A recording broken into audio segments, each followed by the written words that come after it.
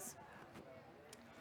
En Medellín vamos bien y para que siga siendo así y podamos seguir disfrutando de estos espacios de reencuentro, los invitamos a permanecer siempre con su tapabocas bien puesto, cubriendo nariz y boca, y permanecer siempre con las manitos bien limpias, desinfectadas, usando alcohol antibacterial y lavándolas muy bien. Las palabras palpitan, nacen a cada instante, se transforman, nos enseñan de eternidad. Diría Neruda que son antiquísimas y recientísimas. Viven en el féretro escondido y en la flor apenas comenzada. Esa amplitud poderosa e infinita es gran parte de lo que nos constituye. Por eso, a través de esos códigos hallamos maneras de expresarnos, de cuestionar la realidad y de compartir con otros lo que somos. La Alcaldía de Medellín, a través de su Secretaría de Cultura Ciudadana y la Biblioteca Pública Piloto, les da la bienvenida a la 15ª Fiesta del Libro y la Cultura, que tiene como tema central las palabras, con música, historias, arte y voces provenientes de las esquinas del mundo. Queremos que nos acompañen a entender mejor de qué estamos hechos y qué es lo que nos define. Esta actividad que tenemos en este momento hace parte de la franja de las charlas de la tarde. Antes de presentarles a nuestros dos invitados presentes y nuestra invitada que nos acompaña en remoto, tengo dos recomendaciones para ustedes. La primera es contarles que permanentemente nuestro equipo está haciendo registro fotográfico y audiovisual de todos nuestros espacios. Si ustedes no desean aparecer en las fotografías o videos, se pueden acercar a cualquier miembro del equipo para comunicárselo. Igualmente los invito a que visiten nuestras redes sociales, a que nos etiqueten, a que compartan sus vivencias en esta fiesta del libro que nos reúne. Estamos en Twitter e Instagram como @fiestalibro y en Facebook como Fiesta del Libro y la Cultura. También pueden etiquetarnos usando el hashtag numeral Fiestalibro 2021. Ahora sí, les presento a nuestros invitados de esta tarde. Tenemos a Odome Angone. Angone, sí. Gracias. Leer sus textos o escucharla en una de sus conferencias es viajar hasta la profundidad de los imaginarios afrodescendientes. Doctora en Filosofía Española por la Universidad Complutense de Madrid, ha sido profesora investigadora en el Departamento de Lenguas y Civilizaciones Románicas de la Universidad Anta Diop de Dakar, en Senegal.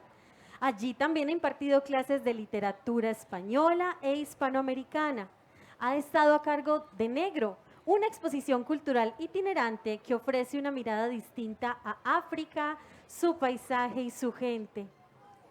Su trabajo académico analiza la herencia africana, sus vestigios y los imaginarios. En una conversación con el diario El País de España, habló en 2018 sobre la importancia de que los descendientes africanos que viven en ese país conozcan sus orígenes. Es importante que los afrodescendientes vengan a África, dijo.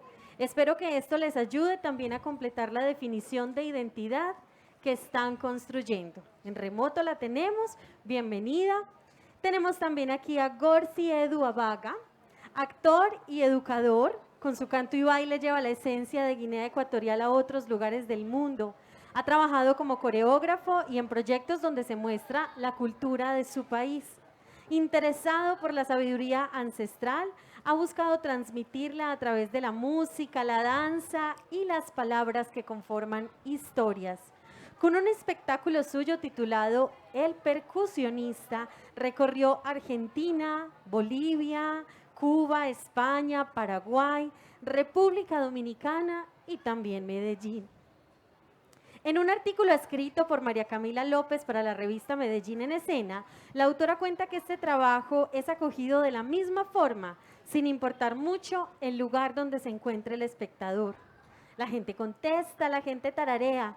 Eso es lo que hace bien al alma, porque no atiende a limitaciones de raza ni de geografías, sino directamente al mensaje. La magia de Gorsi está en su capacidad de reconstruir la casa de la palabra, un espacio de su aldea, la cuna de los relatos más tradicionales de su pueblo, en cualquier auditorio de cualquier continente. Ellos dos van a estar conversando con Camilo Durango, antropólogo de la Universidad de Antioquia, que ha pasado varios años de su vida en el Chocó. Hasta este lugar del Pacífico con aire húmedo y vegetación exuberante llegó para trabajar con las comunidades, para acompañar y entender, también para llevar un poco de arte. En 2017, y después de convencer a un grupo de personas que lo acompañaran, creó Selva Adentro, un festival de artes escénicas que busca crear encuentros y reconocimientos entre las personas con el propósito de trascender el aislamiento y los juicios ante lo desconocido que deja la guerra en regiones como esa. Camilo Durango cuenta que uno de los propósitos también ha sido crear rutas nuevas para fortalecer procesos democráticos e institucionales, donde aporten el cuerpo y la palabra en esos procesos de escucha y en las posibilidades que ofrecen el teatro, la danza y otras expresiones artísticas. Camilo y su grupo de compañeros trabajan cada año para que las personas que viven a la orilla del río o cerca de la selva puedan llevar sus creaciones artísticas hasta este espacio, donde además de los encuentros, la diversión o el disfrute, queda algo claro. Cuando el arte llega a cada persona, hay otras miradas y significados que ayudan a entender y a estar mejor con otros. Los dejo con estos tres invitados de lujo en la charla Invocaciones a la Ancestralidad. Palabras que nacen en África y tienen como destino el mundo. Bienvenidos. Gracias. Muchas gracias. Qué palabras más bonitas para presentarnos, ¿no? Sí, claro, ya he dicho. Yo dije, ¿quién es ese? ¿Quiénes son esos?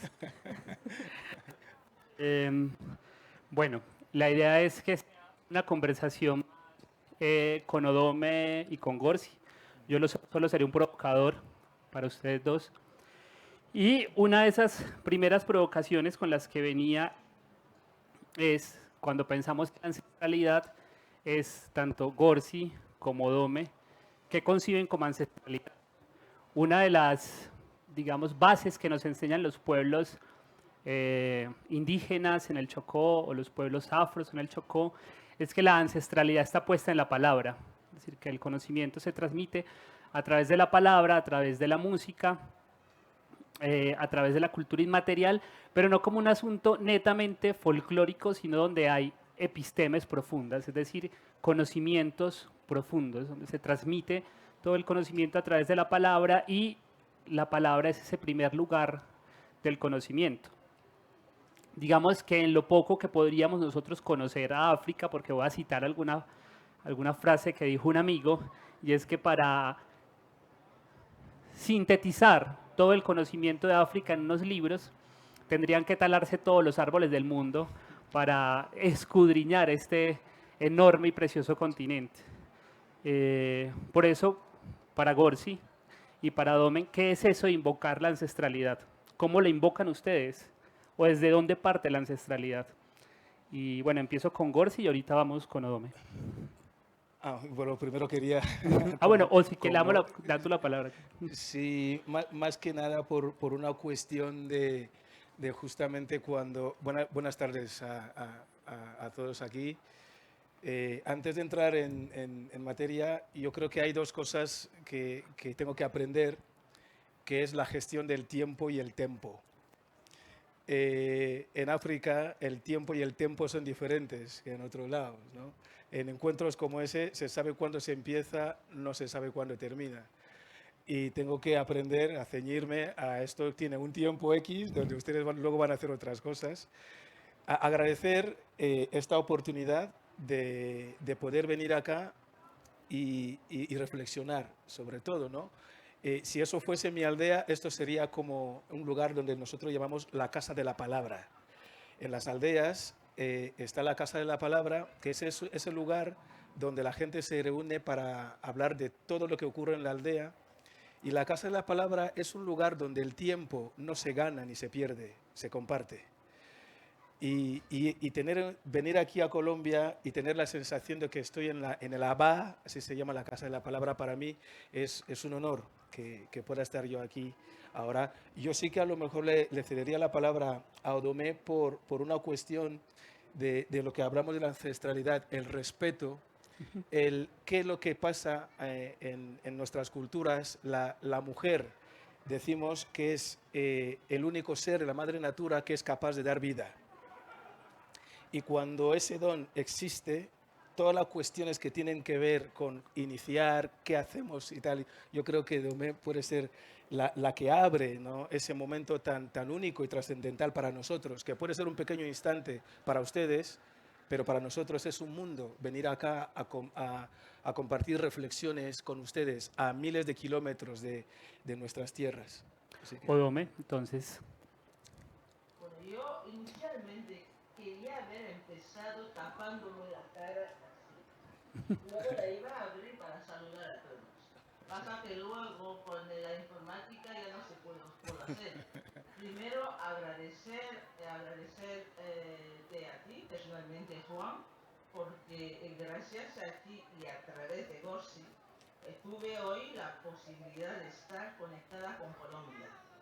Es la primera vez que tengo el lujo y privilegio de estar hablando directamente con gente de Colombia, porque llevo años trabajando sobre la afrodescendencia y claro, no es lo mismo conocer a gente a través de los libros que poder conectar de algún modo con ellos.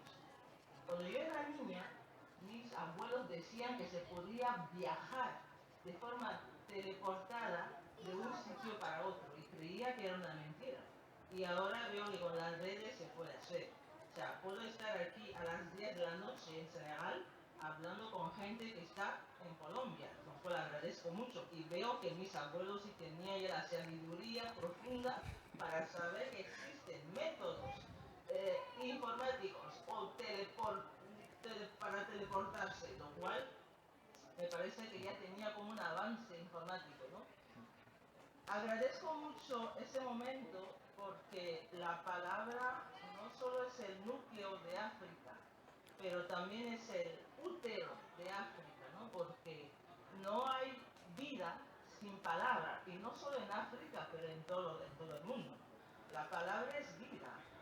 Y para mí la ancestralidad no se invoca, se vive, porque cada vez que voy a mi pueblo tengo que conectar con mis ancestros. ¿Cómo? A través de las tumbas, porque para mí, una tumba y no para mí, para nosotros, la tumba es un mecanismo de contacto permanente con los ancestros. Y por eso mismo, por ejemplo, cuando se entierra a un difunto, se le entierra o delante de una casa, la casa de los familiares, o detrás de las casas de los familiares.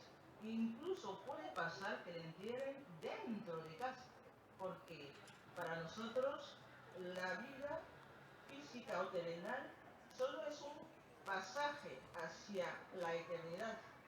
Y por eso cuando se me habla de invocación a la ancestralidad, mi invocación es vida, es un presente futuro o un futuro presente, porque no hay ruptura, es una continuidad permanente entre lo que soy, lo que fueron los que no lo que ya estaban antes y los que siguen estando. Me pasó una cosa curiosa estando en Gabón este verano. Vivo en Senegal, para quienes no lo saben, y me fui de vacaciones a Gabón. Estuve unas 2-3 semanas para participar en la boda de mi hermano. Y pasó una cosa increíble. Mi abuela falleció la noche que trajeron a la nuera, a mi cuñada, la mujer de mi hermano. Y para nosotros fue bastante curioso porque había como esa mezcla de tristeza porque se iba la abuela y esa alegría de recibir a mi cuñada, lo cual nos supuso también esa reflexión física de que en el fondo, en vez de llorar, eso fue para mí una ilustración palpable de lo que es la invocación a la ancestralidad. Es que en la cosmovisión de mi cultura, ¿eso qué significó? Significó que mi abuela ya había llevado tiempo a su modo de ver suficiente en la vida física, y mi cuñada fue como el miembro nuevo que recibimos en memoria a mi abuela. Y no pudimos llorar, porque mi abuela tenía 100 años cuando falleció.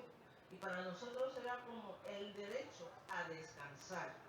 Y ese momento tan potente, tan emocionalmente indescriptible, es lo que para mí es la invocación a la ancestralidad. Poder despedirme de mi abuela celebrando la llegada de un miembro nuevo. Eso no se puede explicar en libros, se vive.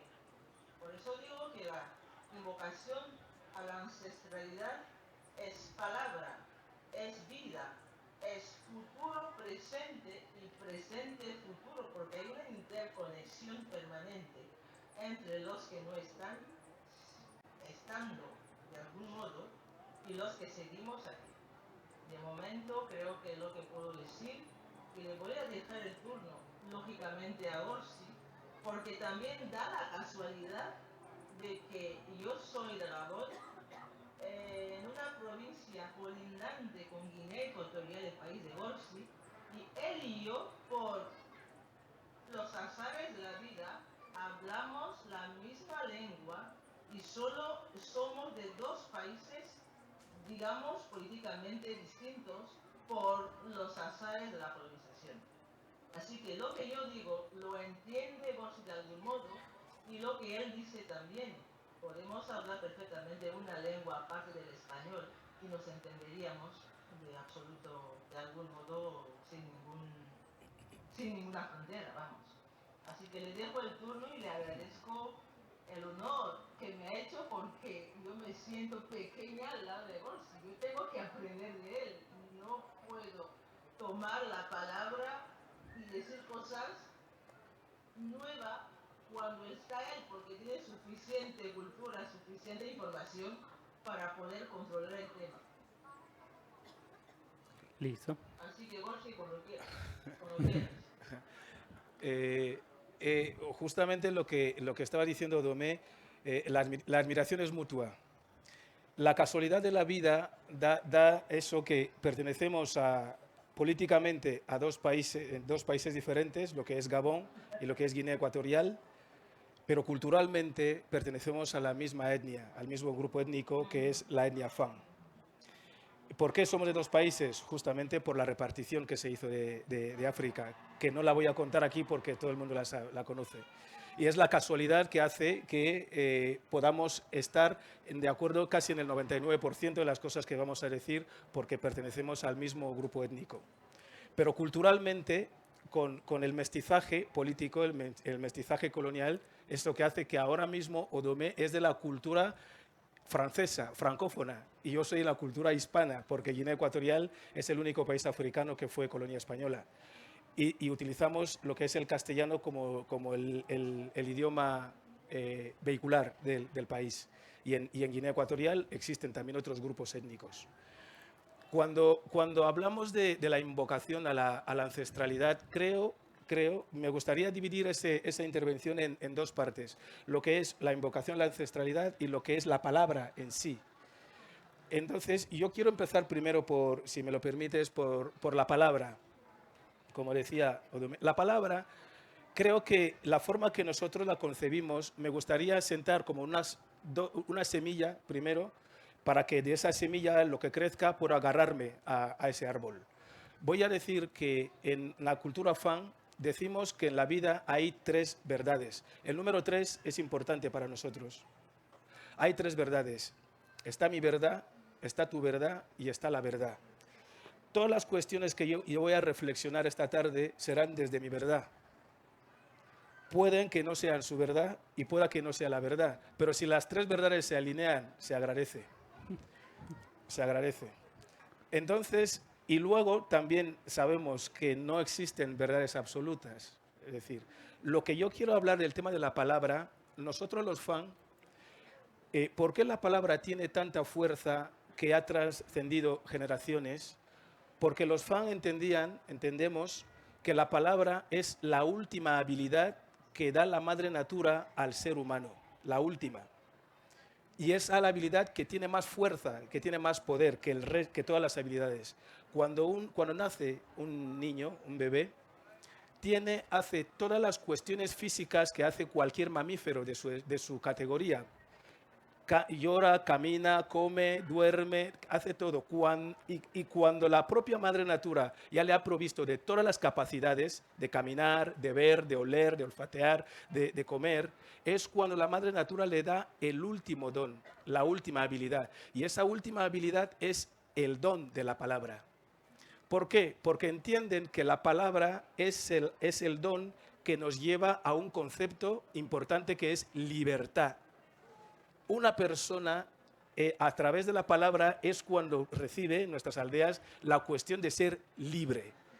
Porque ustedes se darán cuenta, cuando nace un niño, llora y la mamá dice, a lo mejor tiene hambre ahora, le daré mamar.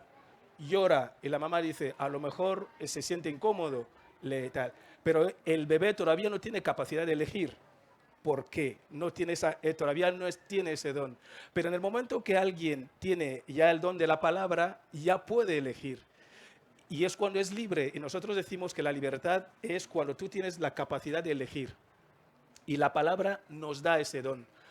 ¿Por qué también lo percibían que era lo más fuerte? Ellos decían que la naturaleza trabaja el equilibrio y las cosas funcionan por equilibrio.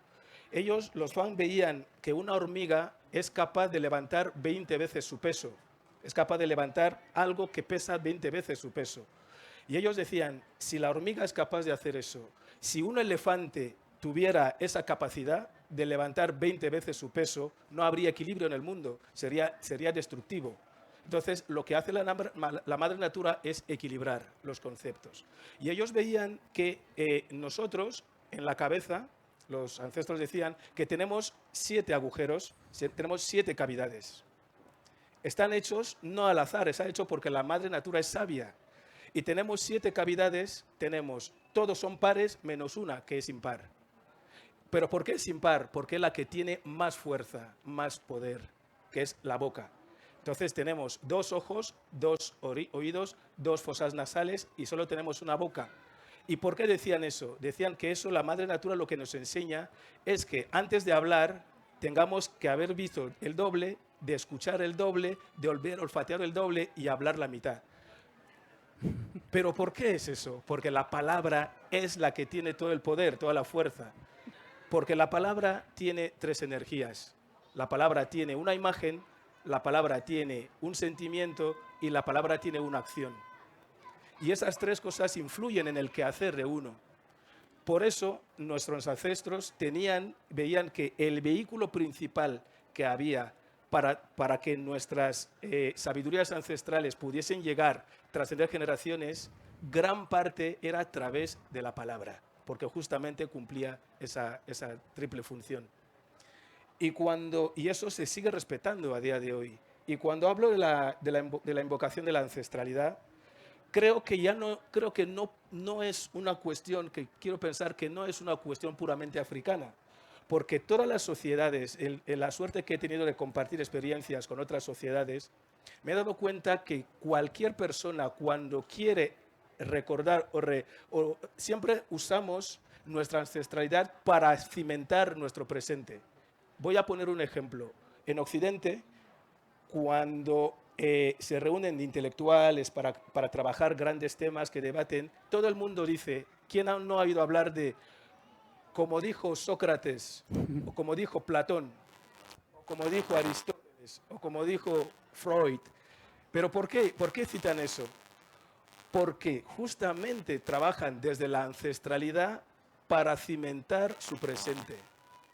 Pero ¿cuál es la diferencia? La diferencia de la ancestralidad europea occidental que la ancestralidad africana. La ancestralidad africana no tiene patente a día de hoy. no tiene patente, porque ellos entendían que la sabiduría no es de nadie, no pertenece a nadie. Nosotros somos meros transmisores de sabiduría, transmisores.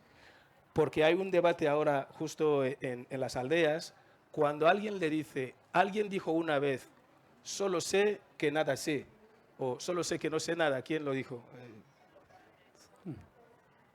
Claro.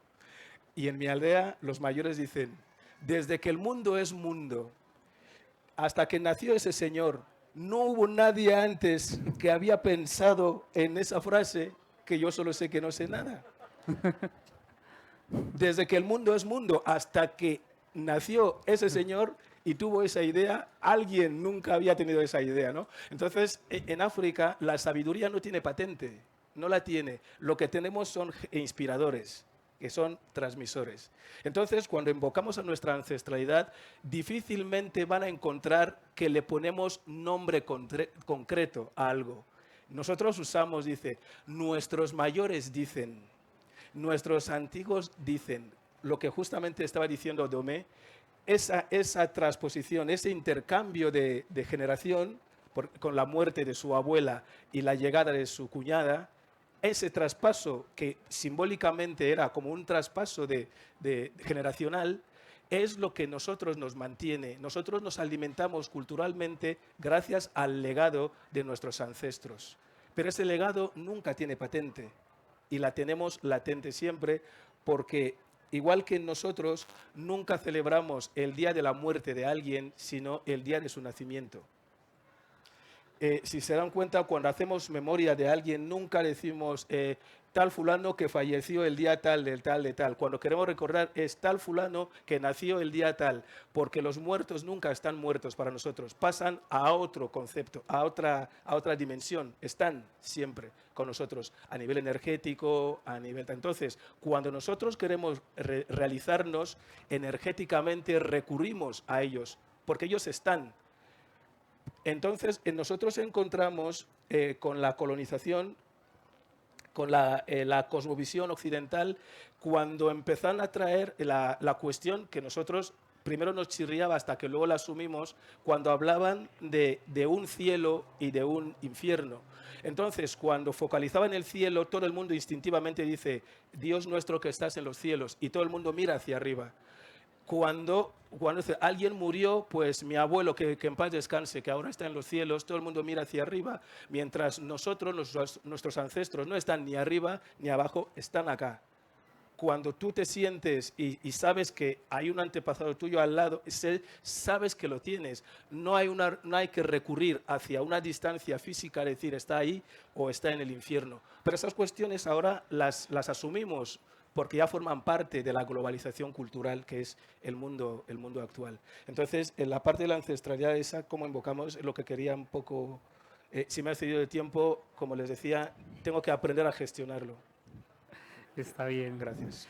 Bueno, ahora que hablas de la ancestralidad, de la memoria, de las cosmovisiones, nombraste así a poco y te retrajiste la colonización, ¿cierto? Muchos de nuestros pueblos indígenas, de nuestras sociedades indígenas, han empezado a hablar sobre la necesidad de nombrar, digamos, las sociedades o naciones indígenas, ¿no? Entonces hablamos de la nación Aymara, que está en 3 países en América Latina, la nación Wayuu, que también está en 2 países. Según bueno, no voy a decir quién, fuentes de información, hay 54, hay 54 países en África, ¿cierto? Pero hay, digamos, no sé, cientos de naciones. Y cuando habla de ese cientos de naciones, es claro, una cantidad de o grupos lingüísticos o grupos étnicos que están constituidos, pero que han sido, digamos, limitados. Yo quisiera saber cómo es la reflexión que tienen tanto Dome como tú sobre ese tema, pero quisiera irme un poco más allá y esa reflexión es porque para nosotros el tema de llamarnos latinoamericanos o América corresponde a una política que nace en Estados Unidos y es nosotros como patio trasero y es como de México hacia abajo son latinoamericanos y nos homogenizaron. Una política muy clara que fue la llamada doctrina Monroe, que era encerrarnos en una homogenización. Y tengo entendido, no sé si me equivoco, que también para África, cuando llega la colonialidad, la colonización, les parten y les hacen unos mapas con líneas y dicen, esto van a ser los pueblos africanos. Y a partir de ahí se empieza a hablar, si la pregunta es, y Odome lo tiene en un artículo, recuerdo, es África no es un país. Esa reflexión que dice Odome, dice, no somos un país, y es que tal vez por eso de que hablamos mucho y no hablamos la mitad, mucha gente empieza a hablar sobre esa África como una sola, como si tuviera una sola identidad, y empiezan a hablar otros autores sobre la necesidad de hablar de las Áfricas. ¿Cómo ven ustedes eso de las, tanto Odome como tú, de las Áfricas? Empecemos por Odome. Sí. ¿Qué piensas sobre eso de las Áfricas y qué es lo que conocemos nosotros de África? Si es que hay como una versión comercial de África, porque pareciera que a veces así lo es. Odome. Pues voy a procurar responder, contestar, reaccionar, hablar sin ponerle el foco al dominante, porque no quiero que esta conversación pierda su esencia. Yo no quiero hablar del discurso dominante. Quiero que nosotros seamos el foco central. Sí, sí. Porque hay preguntas que podemos conseguir viendo telediarios y leyendo libros. Yo como gabonesa viviendo en Senegal, yo puedo dar fe de que sí hay varias Áfricas, no solo a nivel político, porque el sistema político también lo cambia todo. Hay países más o menos democráticos, y cuando hablamos de democracia una y otra vez, nos referimos o tomamos como punto de referencia a lo que para ojos, para el occidental es la democracia. Ese tema también puede ser súper discutible, porque ¿qué es la democracia? Ahora mismo en ese mundo yo no sé si existe un país 100% democrático. Hay y existen varias culturas, varios grupos etnolingüísticos de un país para otro, de una región a otra. En Gabón, de donde soy, somos 1,5 millones de habitantes. Dicen que 2 millones, porque también es una especulación demográfica para temas políticos, ¿no? Y en Gabón somos 30, más de 30 etnias. Eso no significa que de los 2 millones se haga una división aritmética y consigamos tener quién es quién. Significa que a veces, en determinados momentos, una casa, un pueblo, un rincón reducto pueda ser el último elemento de resistencia de una comunidad no lingüística.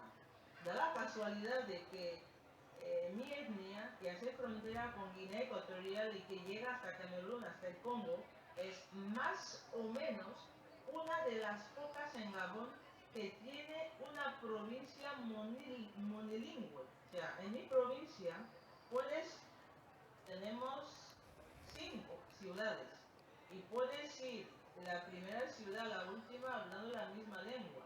Y para mí es como algo bastante normal. Pero en determinados países, como en Senegal, existen lenguas nacionales, aparte del francés. De hecho, no pasa lo mismo que en Gabón. Senegal y Gabón son países francófonos, ¿no? Históricamente hablando, desde la colonización.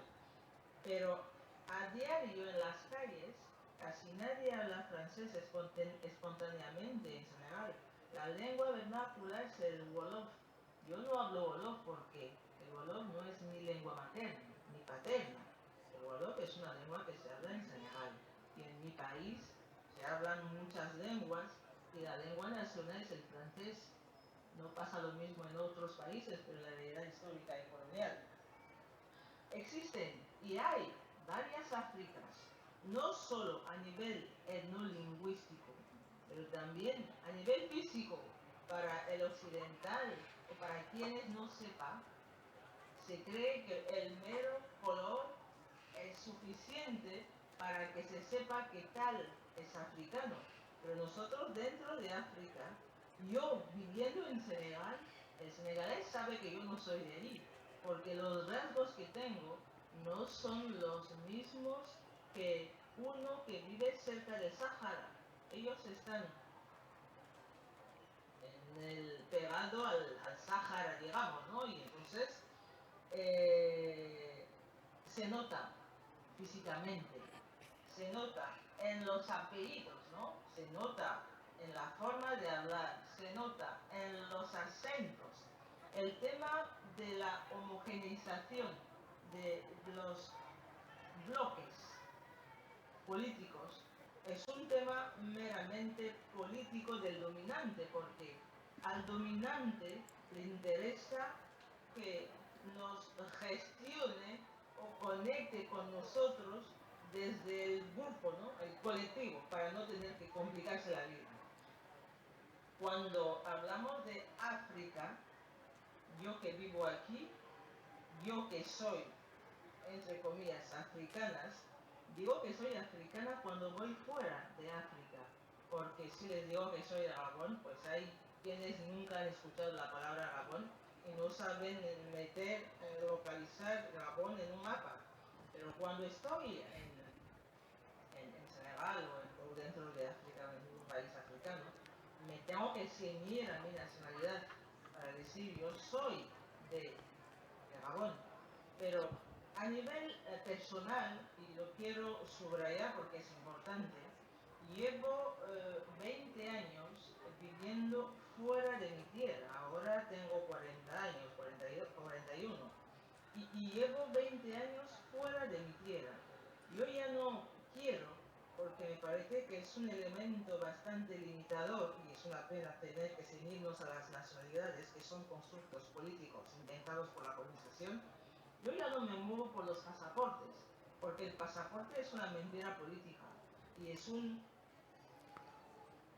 limitación, es una pena tenernos que enfocarnos en territorios políticos inventados, ¿no? Yo pienso que sí existe África como globo, y me explico. Existe África a nivel histórico, porque compartimos más o menos, por los azares de la vida, algunos elementos históricos que parecen ser que los hemos vivido en la misma época, ¿no? El tema más o menos, ¿no? Los elementos históricos como la esclavitud, no la colonización, la neocolonización y una serie de cosas que se están viviendo, por eso te tratan como un colectivo, un bloque. Y luego porque también creo que hay una esencia, hay una forma de ser que atraviesa casi, digo casi, todas las culturas africanas, ¿no? La predisposición a la empatía es algo que yo comparto aquí en Senegal, es algo que yo vivo en Gabón, es algo que puedo vivir en Costa de Marfil. Esta sensación de que el otro sí cuenta, no es una persona ajena, no es el diferente, es la continuación, lo que soy, por cuenta, ¿por qué? Porque somos como, él y yo somos un núcleo, ¿no? No hay como, no siento aquí como una frontera, ¿no? entre personas. Ahí está, no solidaridad, pero esa empatía mutua, ¿no? Espontánea, de ir hacia el otro, de que prevalezca en la humanidad, los valores humanos. No me pasa lo mismo, lo digo porque no me pasa lo mismo cuando tengo que pillar un avión. No digo coger porque dicen que en Hispanoamérica es una palabra bastante complicada. cuando tengo que pillar un avión, no sé si se puede decir en Hispanoamérica pillar un avión, y llego a Europa, veo que el trato no es el mismo, ¿no? O sea, es un individualismo férreo, frontal, y que me tiene que tener, tengo que ajustarme, ¿no? Para actualizar mi forma de ser. África, hay un África por eso, la empatía espontánea, ¿no? El Ubuntu, como dicen, como decimos. Y luego está el que dentro de cada país, a pesar de las fronteras, sí que existe una diversidad etnolingüística que nos enriquece. Para mí es una riqueza increíble. Saber que soy gabonesa y que dentro de Gabón yo bebemos todos de las palabras de una lengua, de que somos pueblos, digamos, criolizadas, ¿no? Como dice Edouard Glissant, la creolización Sí. es esa mezcla de varias cosas, una sopa de culturas que nos hace más grandes, porque aprendemos. Cuando llegas, y ya lo digo así, y lo puedo decir así porque vivo aquí, cuando llegas a algún país africano, ves que hay una creatividad sin límite, porque hay tantas culturas, hay tanta diversidad, que claro, la inspiración, la creatividad sale por los poros. Es impresionante lo que hay aquí. Como la gente, desde la nada a veces, desde los escombros, pueden llegar a descubrir y a crear, a procrear cosas impresionantes, auténticas guerrillas. Para mí es una suerte, y siempre lo digo, es una suerte ser africana, porque es un lujazo ver esa inspiración. Y mucha gente, y no solo como africana, pero en los laboratorios de investigación. Yo veo aquí, y eso no sale en la tele porque eso no vende, veo aquí a gente viniendo de Occidente para hacer investigaciones en países africanos, porque aquí tenemos la materia, todavía hay materia para trabajar, porque aquí la vida está en movimiento, no pasa lo mismo. Cuando voy a Madrid, por ejemplo, la calle en la que vivo va a ser siempre la misma, no cambia, y eso también es que limita la reflexión. Y cuando estás aquí en cualquier rincón, ves casas levantándose, construcciones moviéndose, gente moviéndose, jóvenes, y esa juventud da fuerza, da creatividad, da ganas de seguir adelante, y da esta capacidad de resiliencia impresionante. Yo veo a gente que no tiene casi nada desde el punto de vista occidental del materialismo, pero son personas que tienen tiempo para dedicarte, que tienen tiempo para saludarte, que se preocupan por ti, cuando tú, desde tu mentalidad europeizada, piensas que no tienen nada, porque ellos te hacen ver, y es el valor que yo guardo con mucho cariño de África, ¿no? Esa fuerza de que el material no lo es todo, porque eso caduca. Y la mejor riqueza que nos une y que nos permite seguir adelante y no bajar los brazos nunca es la interconexión entre personas, ¿no? Es saber estar con lo que tienes y saber valorar el calor humano, saber disfrutar el momento y decir que peores cosas han pasado y no vamos a bajar las manos porque tenemos que luchar. Es impresionante lo que veo en los jóvenes. Y esos jóvenes es una pena porque nunca salen en las teles. Solo salen esos niños desesperados, empobrecidos por un sistema capitalista y que tienen que pillar cualquier barco para irse a Occidente. Y no están saliendo en las teles. Esos jóvenes que yo veo todos los días, que dan ganas, que quieren estar aquí, que ven que aquí hay futuro. Eso para mí es África, y esa África existe. Y lo veo todos los días en las salas, en los anfiteatros, en las calles, y en la vida, vamos, en la manera de reflexionar, en la capacidad de avanzar, y de decir, tenemos eso porque son nuestros valores, no vamos a perder. Y vamos a pillar de Europa lo que nos interese, y no vamos a seguir subordinados a lo que digan, porque hay una frontera impresionante entre los gobernantes, más a menos, más pendiente de lo que diga Occidente, comparando con los jóvenes de a pie, que sí ven que no se puede seguir esperando a que nos digan, y eso es posible gracias a las porque vemos que al fin y al cabo ningún país es perfecto, ningún continente es ejemplo. Y entonces yo veo a esos jóvenes con fuerza, con ganas, dándole duro para seguir adelante. Y para mí es la mejor parte de África que no quiero perder, porque esa parte de África me da fuerza y me da orgullo poder estar aquí, porque yo vivo en Senegal, vivo en Gabón, porque viajo a menudo, y digo, para mí es lo mejor. Yo no quiero vivir en otro rincón del mundo, porque esa parte la veo con tantas ganas, me hace tanta ilusión, y no quiero seguir perdiéndola. Yo quiero que siga así. Voy a dejarle el turno a Gorsi porque me estoy politizando y quiero que Gorsi siga también hablando. Pero, Dome, eso era uno de los puntos que queríamos que tocaras y era esa imagen que siempre hay de la África expoliada, empobrecida y que nunca hablan de esa África que tiene fuerza, que está creando, que tiene desarrollo tecnológico. De pronto ahorita podemos como hablar un poquito más de eso y le sumas algo como sobre esas escritoras, esa literatura africana, ¿cierto? Sobre esas afrofemeninas, sobre ese trabajo que tú tienes. Pero vamos a darle aquí la palabra a Gorsi y ahí te dejo con esas dos. Yo quería como profundizar una cosita de la pregunta que le había hecho a Odome y es que hemos venido hablando y es qué es lo que conocemos nosotros de África. ¿Sí?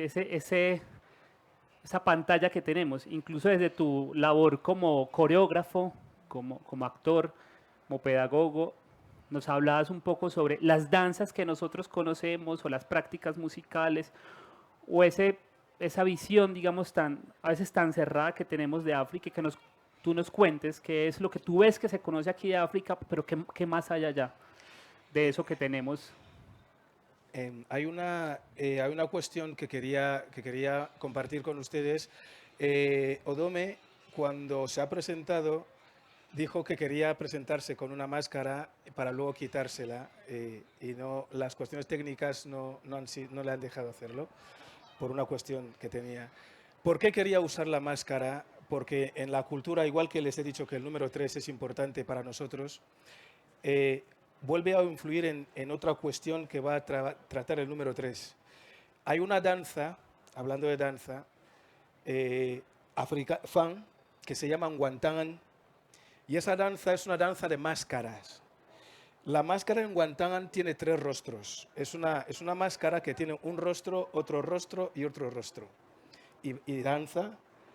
Y la diferencia entre una máscara africana y una máscara occidental es que la fuerza de la máscara occidental está en lo que muestra y la fuerza de la máscara africana está en lo que esconde, en lo que hay detrás, no en lo que muestra. Las 3 máscaras esas de Ngwantangan simbolizan las 3 máscaras con las que los humanos funcionamos en la vida. Lo que tú eres, lo que muestras y lo que los demás ven de ti.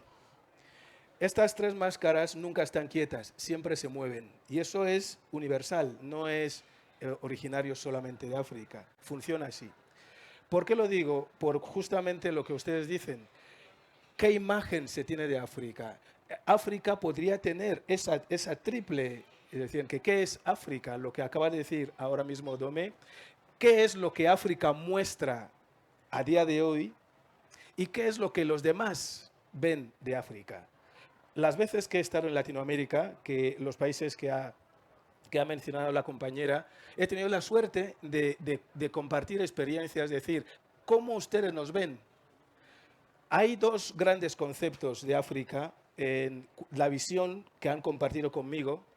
Está esta África romántica, donde dicen la madre África, el continente viejo, la cuna de la civilización, es toda esa cuestión romántica, los saberes ancestrales africanos y el aporte que han hecho esos saberes a América. Está esta parte romántica.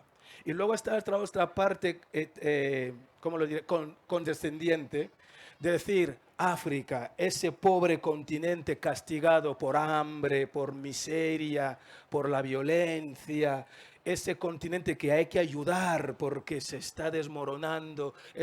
Hay una cuestión incluso paternalista en esa cuestión de vamos a ser solidarios con el pueblo africano que están sufriendo, primero la esclavitud y ahora la pobreza, las guerras, el hambre. Los dos conceptos para mí son válidos porque es la imagen que ustedes ven de acá. Esa imagen no la puedo quitar. Yo no soy nadie para decir, borren toda esa idea de lo que son. Lo único que me corresponde como artista es que nosotros en África, para que alguien se llame artista, se considere artista o hay un movimiento artístico, tiene que cumplir 3 misiones: informar, formar y entretener. La parte de entretener ya no es, el entretenimiento no es diversión, es la propia palabra de entretenernos, tenernos entre nosotros mismos. Entonces, la parte que me corresponde como artista es venir a mostrar la parte de África que yo puedo mostrarles. Con ese cachito ustedes se van a quedar y van a sacar sus propias conclusiones, porque cada uno es libre de imaginarse lo que es hasta que lo vive. Entonces, lo único que sí puedo decir que qué pasa con la África hoy en día en comparación con América Latina, que es lo que estamos hablando, y cuando hablo concretamente, me gusta concretizar, cuando hablamos de Colombia, yo llevo viniendo a Colombia desde el 2014. Venía todos los años a Medellín, a la fiesta de las artes escénicas. En el 19 y en el 20 no vine por motivos obvios. Cada vez que venía aquí, a mí me decían, usted es colombiano hasta que abre la boca. Sí. Y muchísimas veces, yo cuando me montaba en un taxi, la segunda pregunta que me hacían, ¿a dónde le llevo a usted? Le decía, ¿a dónde voy? La segunda pregunta era, ¿usted de dónde es? ¿De dónde es? Porque en el momento que empezaba a hablar, dejaba de ser colombiano. En el momento que yo le decía dónde va, dónde iba, dejaba de ser colombiano. Entonces ya había ese interés de saber. Entonces yo decía, yo soy de Guinea Ecuatorial, de África. ¡Ah, África! La África madre. Entonces ¿por qué está esa conexión de África en América Latina? Es una cuestión histórica, porque trajeron gente acá.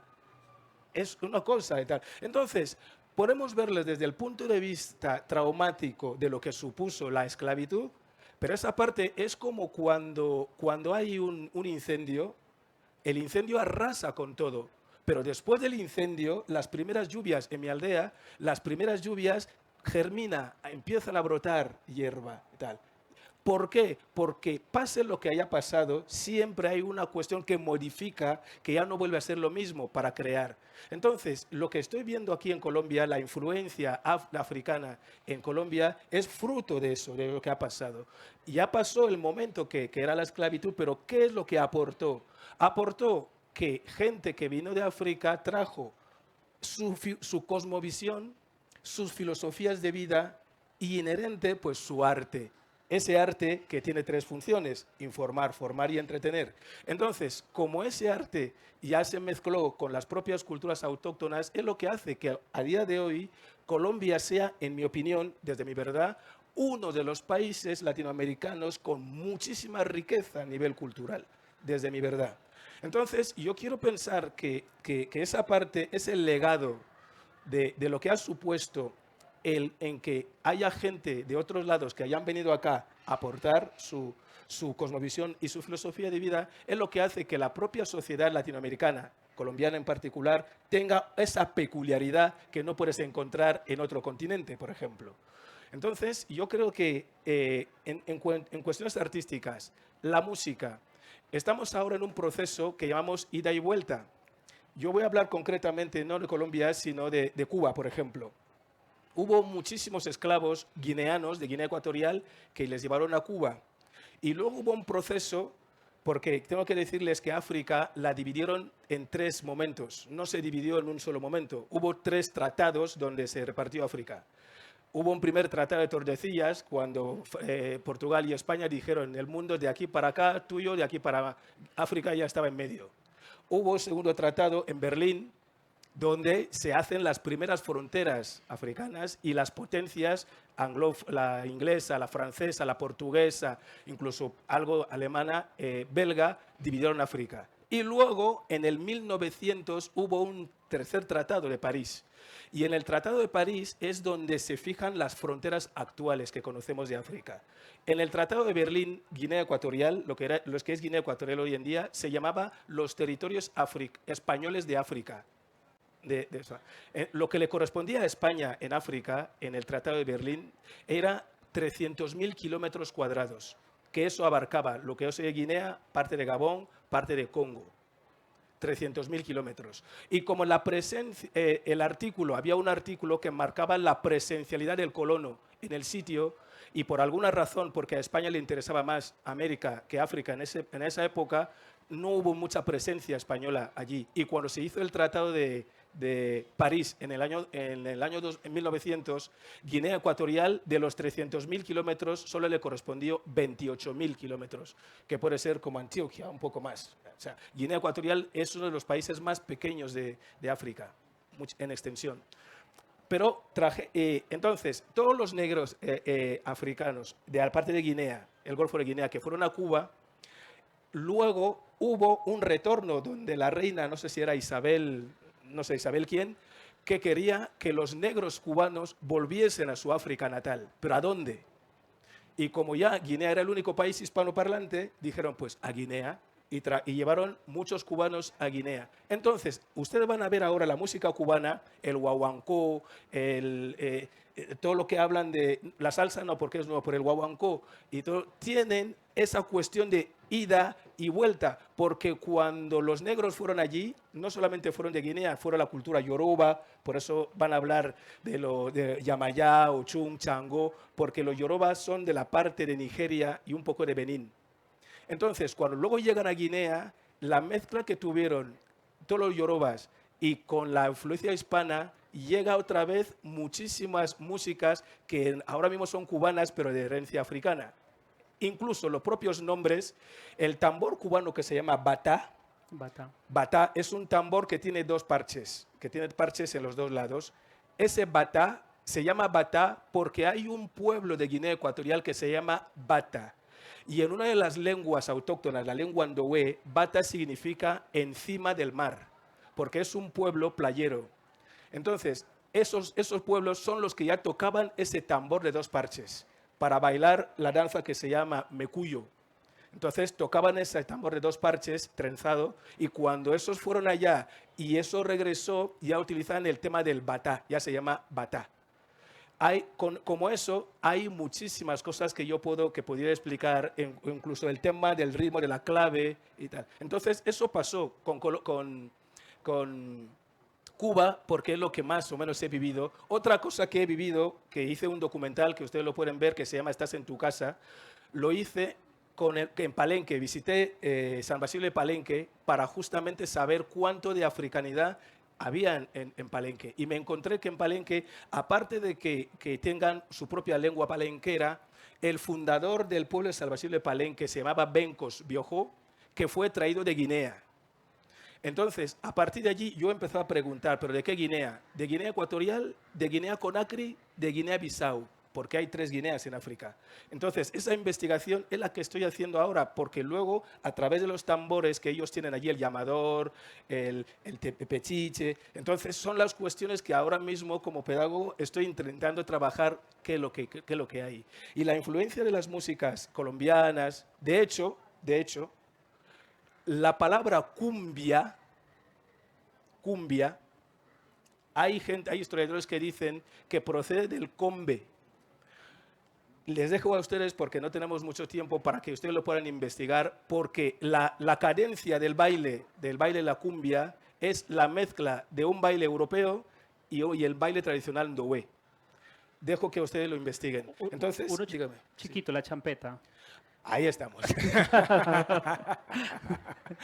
Y la cumbia es incluso más vieja que la champeta. ¿Y qué pasa con el tema de la champeta? Ahí es donde ya, a mí la cumbia me encanta, porque la cumbia no es nada más que la fusión, lo que creó ese nuevo lenguaje musical. Nosotros mismos lo decimos, que en la música africana decimos, cuando las voces negras conocieron instrumentos blancos, se creó un nuevo lenguaje de la música. Entonces, ahí es donde la cumbia forma parte de esa creación, de esa fusión. La champeta ya no tanto. Lo de la champeta, hay un momento que me duele un poco, lo tengo que reconocer, porque la sensación que tengo yo es que la champeta no es una inspiración, sino una copia de una música y lo cambian de nombre para lo que llamo yo, a lo mejor, apropiarse de una identidad que no es suya, que no es lo mismo que inspirarse en algo. Porque la champeta es el ritmo que en África del Oeste llamamos coupé de Calais. La misma música, el mismo ritmo, el mismo tempo, todo, solo que en vez de cantarse en lingala, en fan, en wolof y tal, se canta en castellano. Entonces, en nuestras culturas, cuando tú vas a un pueblo y escuchas su música, tú puedes venir a hacer una versión, pero tienes que reconocer que la música es suya. Yo puedo hacer una versión, de hecho, a día de hoy está el famoso reggaetón, que es a nivel comercial mundialmente. El reggaetón dicen que nace del ritmo base del reggae. Cuando hacemos chap, chap, chap, chap, chap, ellos le metieron batería, y ya es reggaetón. En África, ahora mismo en Guinea, mucha juventud guineana toca y canta reggaetón. Le meten la letra en nuestras lenguas o en castellano, pero ellos dicen, yo estoy tocando reggaetón. No le ponen otro nombre para que parezca que es una música originaria de allí. Dicen, yo estoy tocando reggaetón. O cuando ahora mismo cantan versiones, hacen merengue, bachata y tal, porque son artistas modernos que están trabajando, se inspiran en eso y lo dicen y reconocen que, bueno, dentro de mi repertorio, pues a veces canto merengue, bachata y tal. O sea, lo que no hacen es cambiarle el nombre. Entonces, cuando yo me encontré aquí, que estaba escuchando Coupé de Calais, cantado en castellano, me dicen, no, aquí lo llamamos champeta. Y digo, ¿por qué lo llaman champeta? Eso ha pasado con los ritmos musicales, estoy hablando desde el respeto, o sea, simplemente es una cuestión que me da. Ha pasado con los ritmos, pero también ha pasado con incluso canciones concretas. Canciones concretas. Cuando la famosa, ¿quién no ha escuchado el Waka Waka? Zamina, mina, waka waka, Esa canción es de los años 90 en Camerún. Zangalewa era un grupo que hacían mofa, hacían como sátira al colono. Entonces la canción de Zangalewa dura 11 minutos, es una canción larguísima que tiene muchísimas fases. Ustedes lo pueden buscar en internet, lo van a encontrar. Entonces cuando aparece el Waka Waka del año 2010, cuando la Copa de África, entonces para nosotros era un orgullo, es decir, pues una compañera, amiga de profesión, tal, pues viene a dar el punch en África para cantar, para hacer la Copa de África y canta Waka Waka. En el momento que nos entiende, decir, Waka Waka de, no voy a decir el nombre, dicen, no, es Waka Waka de nadie. Es un Waka Waka, es una canción versionado, entonces ustedes no pueden patentar algo que no es suyo. Eso pasa, incluso como esa canción, para que la gente no se siente aludida, hay muchísimas canciones así. Lo que nosotros los africanos pedimos es eso, que se inspiren, sobre todo en la actual moderna, que se inspiren, pero no aniquilen lo que han encontrado. Usted puede inspirarse, incluso puede versionar algo, pero teniendo en cuenta que tú dices, estoy versionando una canción de, justamente para trabajar esa interculturalidad. No sé si me he excedido de tiempo, lo siento. Está bien, sí. yo como sé que nos está cogiendo el tiempo, entonces voy a dejar ahí como, dejaste algo en punta, y es que nos hables, después de que pase Odome, sobre la usurpación cultural. ¿Dónde ubicamos eso de la usurpación cultural o de la usurpación simbólica? ¿Qué es lo que estás ahí trayendo? Odome. Primero quería añadir algo a lo que acaba de decir Rossi. Es que el Zangalewa, además, está en nuestra lengua. Sí, en fan. Por eso, Zangalewa, ¿quién te ha llamado Zangalewa? Canta Waka Waka en fan.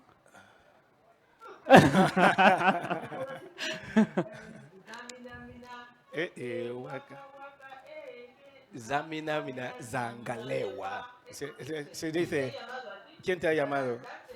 Eso es lo que significa. Entonces, claro, obviamente nos sigue sentando mal, ¿no? Es que por una vez que se inspire uno, una estrella conocida, de una canción de nuestra niñez, porque ni es de los años 90, es de finales de los 80, Sí, porque todos los sí, que finales de los estuvimos 80. en África, bueno, en esa zona, pues es que era una canción bastante conocida, ¿no? De tantos años.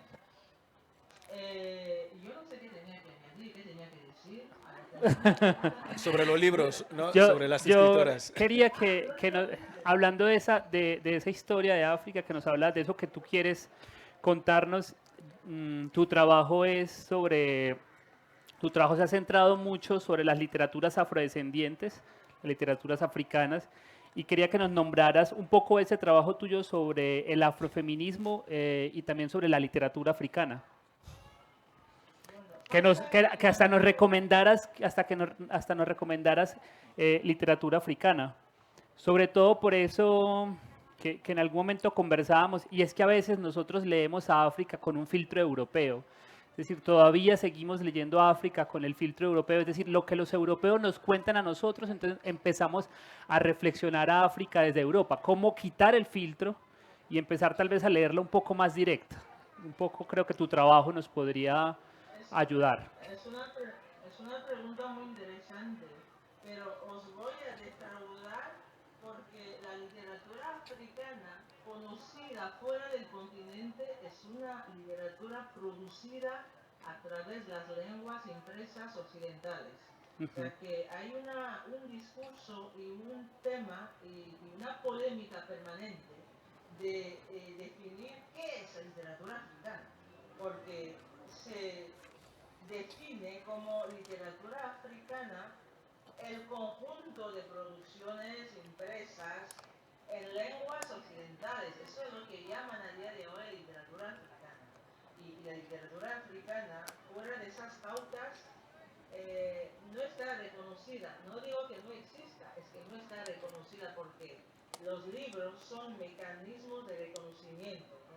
Entonces, yo trabajo desde hace unos años sobre literatura afrodescendiente y llevo ya unos años dedicándome exclusivamente al, digamos, lo que llamaríamos el afrofeminismo, que también tiene sus puntos.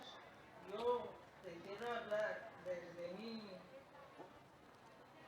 postura de feminismo subsaharianos, porque cuando lees un libro de una mujer negra española, a veces no habla de la realidad africana. Yo como mujer africana quiero leer libros sobre los matrimonios forzados, quiero leerme un libro sobre el peso de Don Sua, lo que llaman la dote, esa cantidad, esos regalos exorbitados que tiene que ofrecer el marido a la familia de la mujer.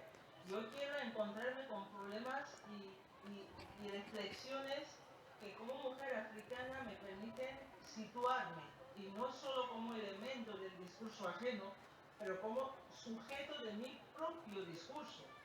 Y cuando leo, y eso lo supe porque leyendo vi que había algo que fallaba, ¿no? Que las mujeres negras europeas hablan mucho del racismo que viven. Y yo desde África, no es que no exista el racismo, pero yo me identifico como mujer, más como mujer que como mujer negra, porque yo me defino como mujer porque el conjunto de situaciones a las que me enfrento, el conjunto de discriminaciones que yo vivo, son producidas o generadas por esa relación de patriarcado, ¿no? Esos papeles predeterminados en función del género. Por eso hago una diferencia entre el afrofeminismo desarrollado por una mujer negra española y el feminismo subsahariano, que problematiza situaciones que no se dan en Occidente entre mujeres negras. Me explico. La excisión no existe como temática central en vivencias de una mujer negra española. Yo me acuerdo de que soy negra cuando estoy en Occidente, pero a diario yo no me sitúo, no me defino como mujer negra, me defino como mujer, porque yo vivo situaciones que me recuerdan que soy mujer. Y cómo yo me voy a defender dentro de este mecanismo patriarcal para producir y para generar un discurso.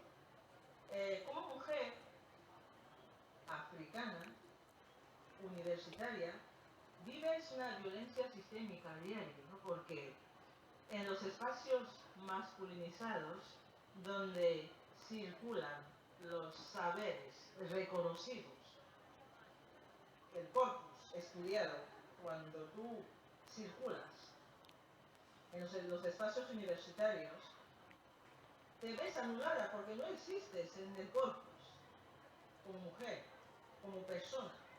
Existes como objeto del discurso ajeno y entonces a partir de allí empiezas a pensarte, a repensarte y a producir un nuevo discurso alternativo para decir yo también, nosotros también existimos. En los libros estudiados en general, si tú no eres mujer, no existes en los corpus, no existes en las asignaturas. Cuando se habla de literatura africana, de entrada, si te citan, te dicen que menciones a los grandes escritores de la literatura africana, muy pocas veces van a nombrar a mujeres, porque es el fruto del patriarcado, porque no se reconoce a la literatura africana producida por mujeres como una literatura válida. La van a asignar en la etiqueta de feminismo. Es lo que me fastidia, pero son etiquetas por las que tienes que moverte para dar camino, ¿no? Para empezar a decir nosotras también existimos. Existe ¿cómo decirlo? Es un mecanismo de que cuando empiezas a estudiar a escritoras, empiezas a proponer a mujeres escritoras en las universidades, directamente te tachan de feminista. Yo, cuando empecé a trabajar sobre un corpus, seleccionando a escritoras que no se veían en las aulas, no era por feminismo, era para intentar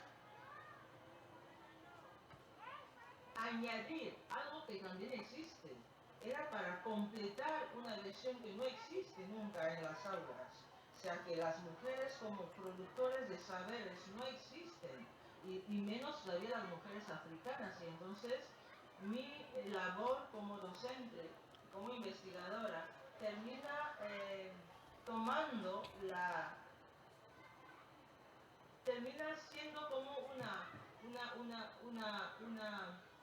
una labor política. ¿Por qué?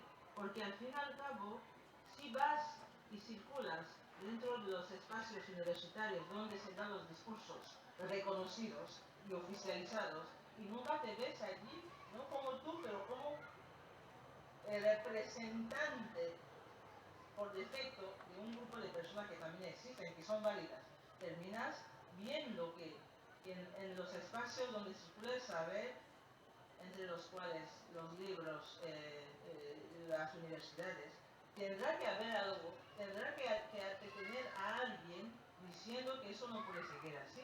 Y claro, cuando empiezas a trabajar, como a mí me pasa, que siendo minoría sistémica, no porque seamos demográficamente menos numerosas, es que a nivel político una mujer, entre comillas, vale menos que un hombre a nivel institucional. Y entonces yo como universitaria y como docente termino seleccionando a cuanta más minoría, mejor todavía, para que se la vea, para que se les vea. En Guinea Ecuatorial, porque trabajo sobre literatura producida en español en África, yo llevo años proponiendo, también porque no sabía cómo hacerlo, en los espacios universitarios africanos. Son copias de Occidente, y entonces la literatura afrodescendiente no existe casi en los espacios universitarios. Existe la literatura española y la literatura hispanoamericana. Así es como está subdividido. Y entonces el discurso español, puesto que deniega o no reconoce a la comunidad afrodescendiente en España, por eso no aparece en el corpus de España. Entonces yo cuando llegué a Senegal, a la Universidad Secundaria de Dakar, lo que yo hice era buscar de algún modo cómo introducir la literatura afrodescendiente producida por mujeres en los espacios universitarios. Y por eso llegué y seleccioné a Lucía, que yo creo que es bastante conocida en España, Lucía Murmillo, que hace una literatura súper interesante porque cuestiona la identidad no solo española, pero también la guineana, la africana. También a veces tenemos que buscar formas, ¿no? Cuando voy a un congreso a Francia, por ejemplo, tengo que buscar a esa escritora africana que merece conocerse los espacios de conocimiento y de saberes, porque si tú no, como mujer negra, no das a conocer a otras mujeres negras, desde luego muy poca gente lo va a hacer. ¿Por qué? Porque es un tema que no se ve, es un tema que no es frontal, pero está construido desde la ceguera institucional de que determinadas lecturas, determinadas novelas, determinados libros no se van a leer nunca en determinados espacios. Entonces, tú tienes que hacerles ver que esa literatura también existe. Y eso se hace político porque siendo una mujer negra y dando a conocer a otras mujeres negras, se hace como bastante político. Cuando a diario en los espacios universitarios es normal que un señor blanco, que una mujer blanca, docente, investigador, investigadora, enseñe literatura producida por blancos. Y eso no le molesta a nadie.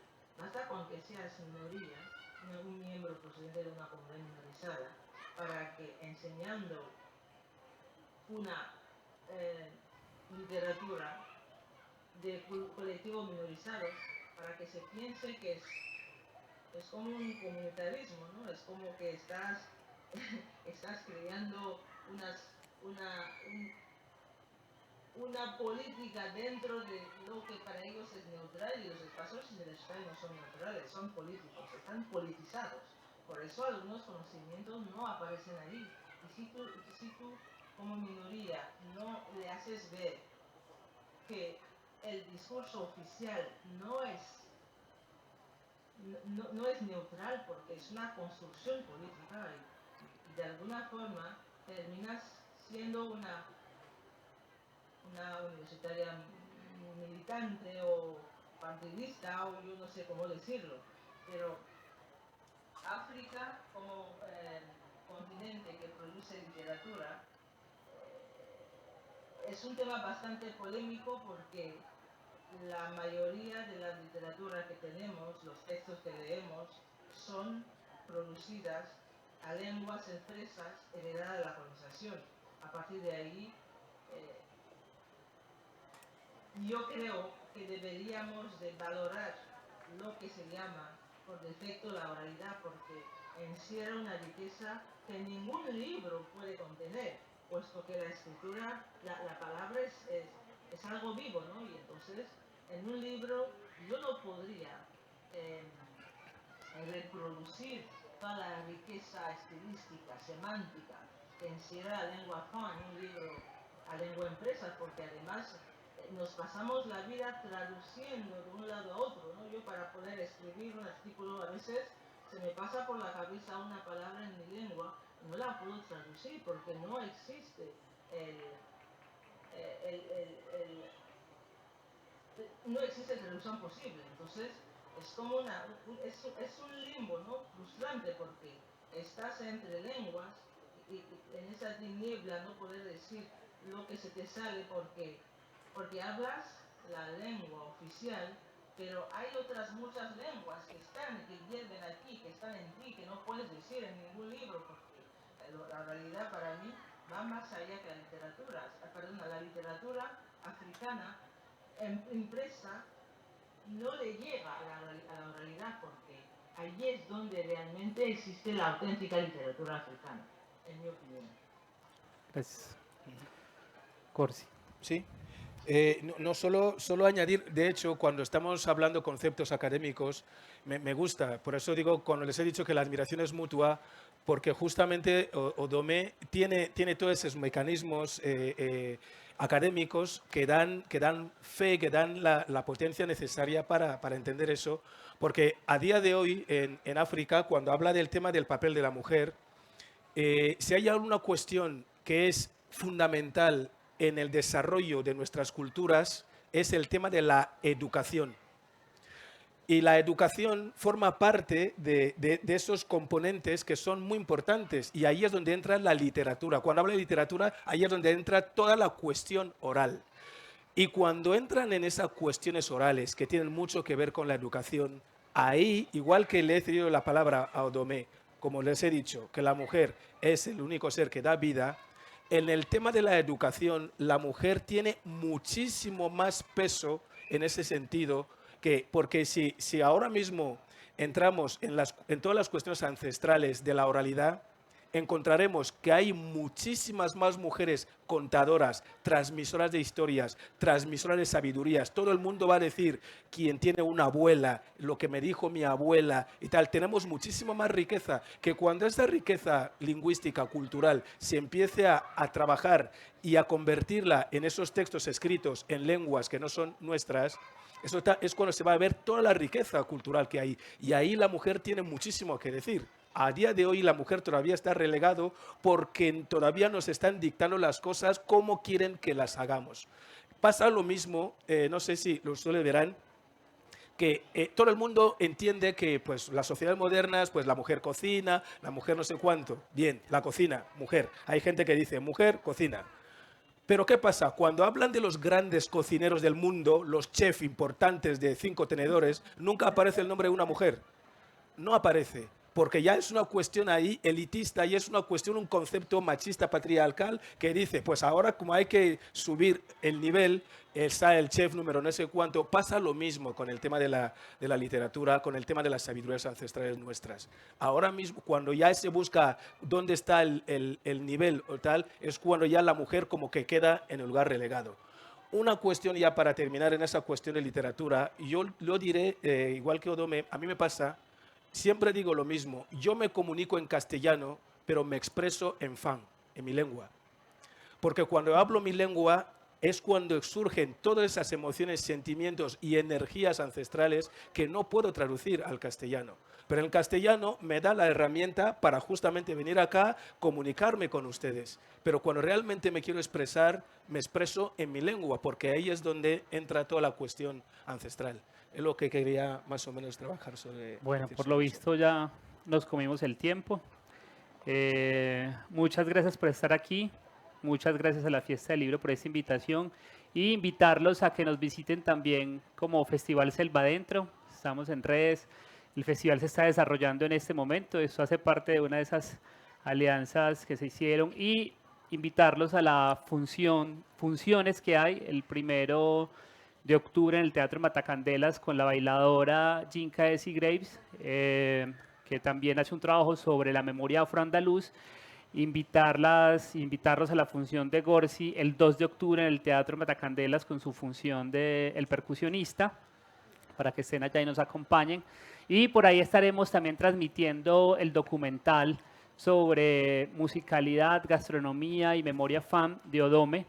Entonces, la programación está en Instagram, en Festival Selva Adentro, y por ahí tenemos programación física. Quien esté interesado se acerca y se la entregamos. Muchas gracias. Muchísimas gracias.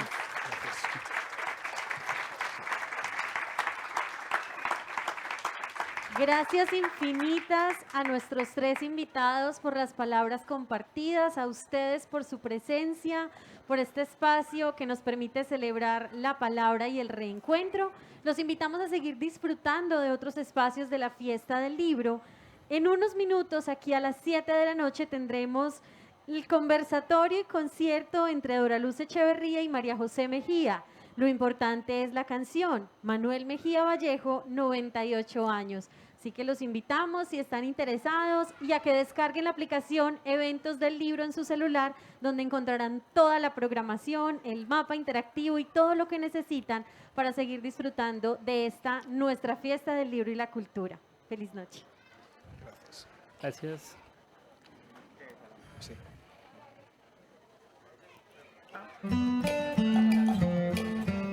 Sí, ya. Ya están dispuestos, beso y papel. Ya te la doy, sí. Dame un momentico que me quite. Capítulo y risa, tinta y mantel. Ya está la idea, hecha canción y la cuartilla.